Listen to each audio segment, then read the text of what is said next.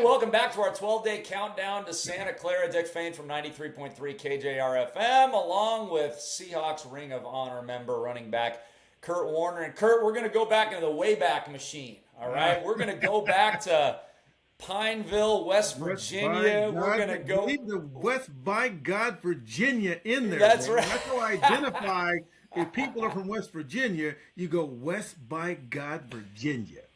There we go. So take us over to Mountaineer Country and what it was like for a young Curt Warner and, you know, when you're 10, 11, 12 and up through high school. What was that like becoming the player that you became, and how did you become the player you became? I mean, baptism under fire, or how was it over there?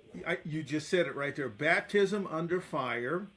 You know, we were very competitive in our particular neighborhood.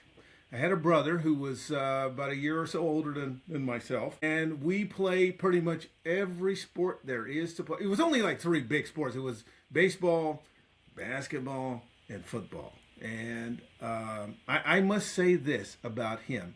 I never won a game against him. We had these pickup games, never won.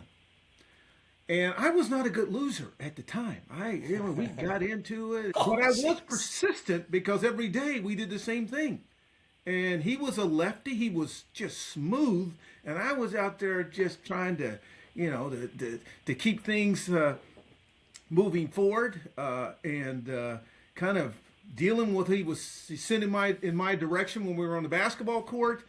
But I lost quite a bit to him. And I also lost quite a bit to my cousins and the guys that were playing the pickup games. I lost quite a bit, but one thing I will say, it was persistence, because I always stayed with it. And at some point, you're going to get a little bit bigger, you're going to get a little bit stronger, you're going to get a little bit taller.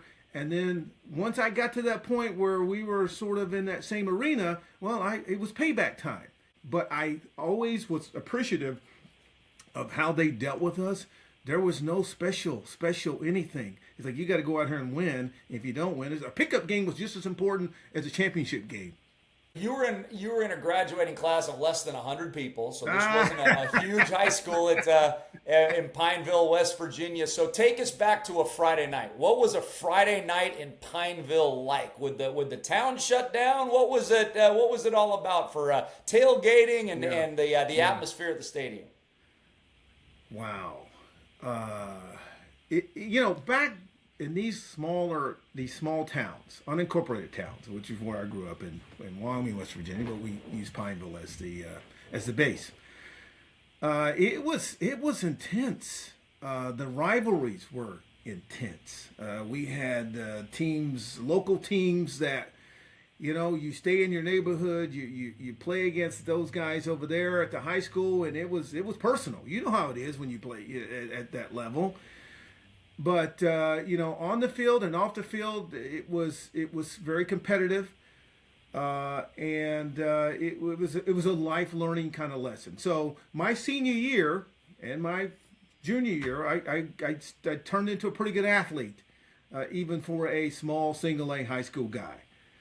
It was one of those particular scenarios where you're not expected to get out of Pineville, West Virginia. Okay, no one expected me to get out of Pineville, West Virginia. But deep down inside, you got to say, well, you know what?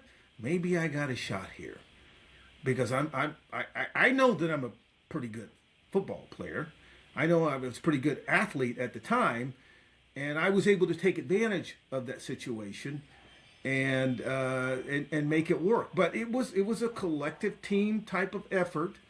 But I was able to play some pretty good football. Got noticed in a small town, and I had guys like Joe Paterno coming down to Pineville, West Virginia. A guy by the name of Tom Osborne came down to Pineville, West Virginia. This guy came down to my house in a snowstorm. Tom Osborne. I never forget that. I'm like, what? Have you lost your mind, dude?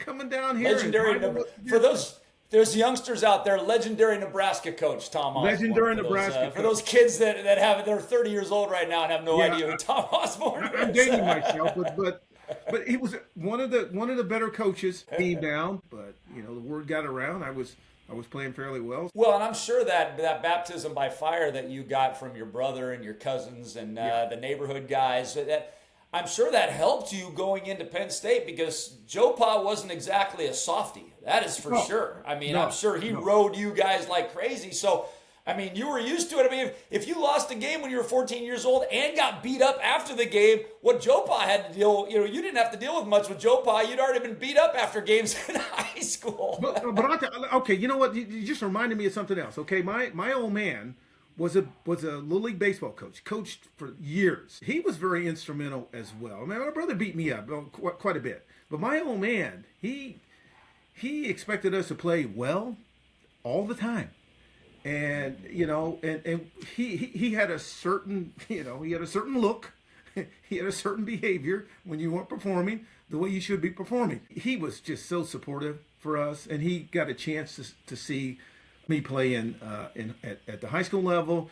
He got an opportunity to watch me play at the college level, and some in the pro. He's passed away a few years ago, but man, that just it really. I mean, he was my guy.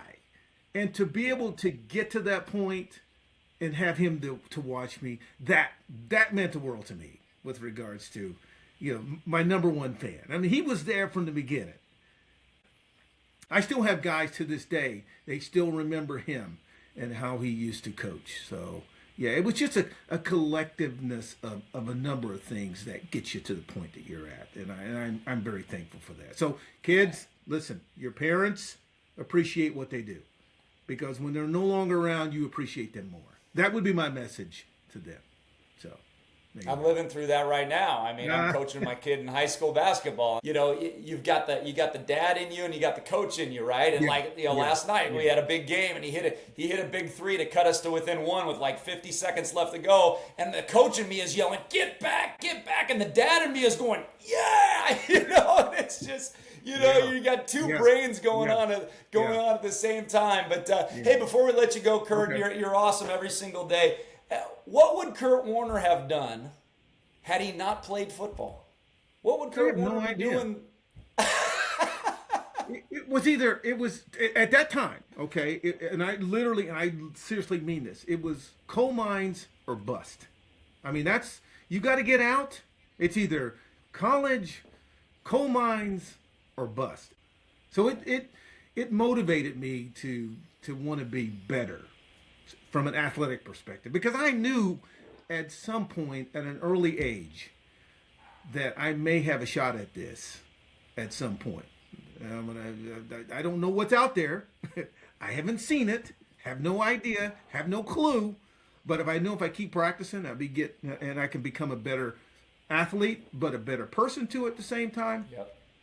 Then, maybe I got a shot at it. And I was fortunate, and I've been blessed. God bless America.